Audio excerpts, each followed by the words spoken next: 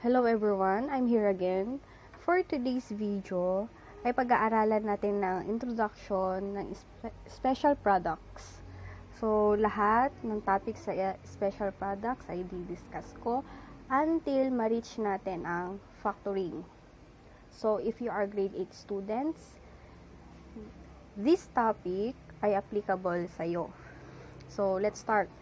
First thing you need to know in special product is the rule multiplication.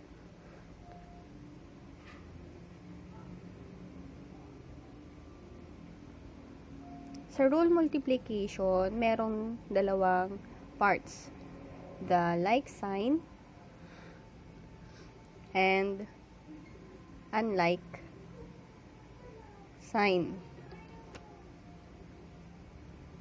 Sa like sign, when we multiply the positive to positive, the answer is positive. And negative to negative, the answer is positive also. But in unlike sign, when we multiply positive to negative or negative to positive, the answer is negative. Okay. Next, polynomial. Poly means many and nomial means terms. Therefore, polynomial is many terms. And polynomial has 3 branches. The monomial, binomial, and trinomial. Monomial means one term. For example, 2x, or another example, 4xy, o kaya naman 12ab. These are the examples of monomial. Kasi, iisang term lang siya. Binomial, from the word itself, bi, which means 2 terms. For example, 2x plus 1, 60a plus 2, o kaya 5x minus 10.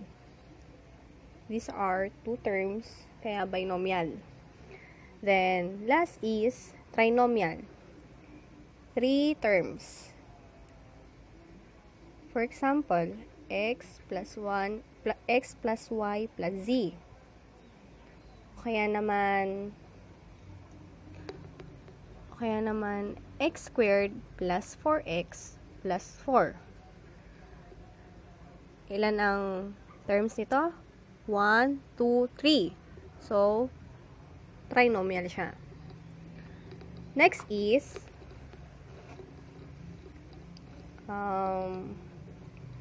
i-apply din natin sa special products ang FOIL method.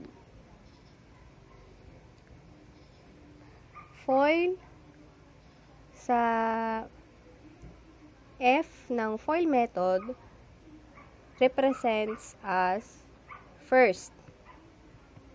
So, ganito siya. X plus 2 times x plus 2. First term to first term. Kaya x times x is equal to x squared. O, outer, x times 2 is equal to 2x. I, inner to, inner,